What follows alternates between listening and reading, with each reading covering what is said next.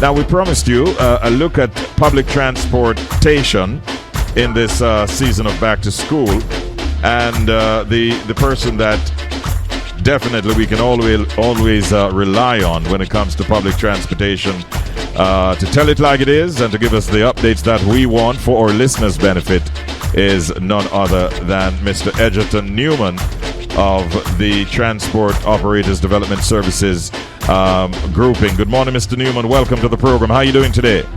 Good morning, Richie. Very good, very well. Good morning to your listeners across the globe. All right. Thank you. Thank you so much for joining us this morning, Edgerton. I understand that you have said yesterday it was a smooth start to the back-to-school season as far as public transportation was concerned. Tell us why you'd have come to that conclusion. Richie, the public transport sector has always had its challenges, and some of them maybe they're here to live with us. But we try our best to prepare ourselves, to prepare our units, some 40,000 units, because we have a responsibility, despite the odds against us, to assist in the process of moving our children from home to the school plant. The start yesterday was, and we must remember that yesterday was just a small turnout of students across the island. Yes. We will see the numbers on Thursday and then next week, Monday, for full globe, for the full process. But it went well. Yesterday went well, no hitches, nowhere across Jamaica. I tabbed with my operators in the various parishes, and they were saying all was well. And I really want to commend the various presidents across the island who prepare their members. We in Kingston, we had a series of workshops and seminars, we call them Empowerment Tuesdays, where we talk to operators about back to school and the importance of back to school, which is something grabbed me yesterday. At 7 o'clock, I was with the Prime Minister in Halfway Tree, boarding a bus to Papine. Yes. At about 7:01, I got the news that there was an accident in Christiana, where I'm from. And I tell you, I nearly faint because I thought it was a taxi man who was in the accident. So could you imagine that a taximan? I was with the Prime Minister and several ministers talking back to school and transportation, yes, and to hear that the taximan was in an accident. So I actually fainted until I looked at the second message to understand it was a police officer and another car. And we wish speedy recovery to the police officer and condolences to her family because her son died. Yes, we know her son died in the accident. But I say that to say that we know what would happen this morning with the headlines across the island and the news prints about a taximan involved. So we did what we had to do this summer, working with the operators, preparing them for back to school. And yesterday was a good move in terms of our preparation and the first day of school. Now, you mentioned earlier somewhere in the region of 40,000 plus operators. Would you say that is sufficient vehicles and drivers? Are you anticipating that number will be able to allow you to meet the anticipated demand over the next few days? Richie, some people will disagree with me when I said 40,000 public transportation, 40,000, let's say 35,000 taxis and 5,000 buses. Let's say coaster buses and 15-seater buses, is sufficient to carry 90% of the public transport sector. When I say commuters, right? The fact is that you have two sets of time frame within a day: peak hours morning, peak hours afternoon. When between 7 a.m. and 6 a.m. and 9 a.m., you have an influx, a number of passengers rushing to work. And therefore, you'll see a vast build-up of vehicles. And in the afternoon, between 2:30 and 7 or 7:30, you will see that same trend. People are going home. Now, when you see the build-up, let's say in the corporate area, you'll say we don't have enough public transportation. But bear in mind, between 9 in the morning and 2 in the afternoon, nobody's traveling. but you still have that 40,000 or 35,000 taxis Operators, yeah. on the road. Mm-hmm. So, in my view, do we really need more public transportation? No. We need to find a way to stagger public transportation and create and stagger work hours and stagger learning hours to meet the demand for travel. Because if you put another 10,000 buses and taxis on the road, you're going to have a problem where people are running down. You have 5 taxis running down 1 passenger. And it gives now challenges in terms of safety on our roads. Mm-hmm. We don't have the road network right now to carry all the vehicles. A matter of fact, I believe in the park and ride. You know, I believe that Portmore, we need to have an excellent shuttle system to take workers into New Kingston at Halfway Tree, Papine, rather than have everybody have a car. Tree House have 3 cars and 1 in reserve. So we do have a problem in terms of transportation, but in terms of public transportation, I'm really wondering. I see 100 new buses yesterday, and did they have maximum passengers? I'm not too sure I saw maximum passengers in the buses. And it tells me that maybe we don't need much more buses. You're not suggesting, though, that there's an oversupply in terms of units as we get to this very busy season, are you? That's what I'm saying. You think there's an oversupply? I am saying we have enough public transportation if we move to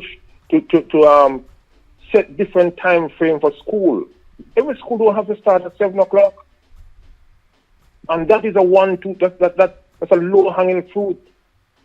Woolworths don't have to start at 7.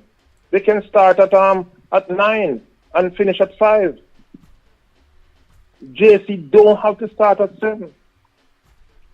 They won't stick to the campuses because they have different schedule to work from. But we don't have to all go to school at 7 a.m.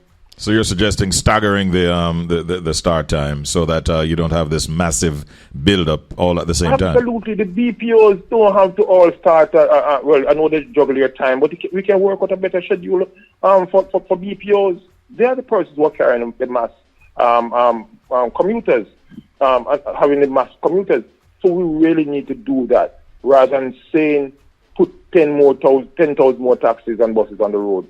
It will not cut when you look at the financial aspect, and people are going to rush. And we are doing that now in the taxi business. We are rushing on 1 passenger several weeks, and that's why the guys in there on the sidewalk. Mm-hmm. We just should not do. And they're changing that now. There's a slight lull in that.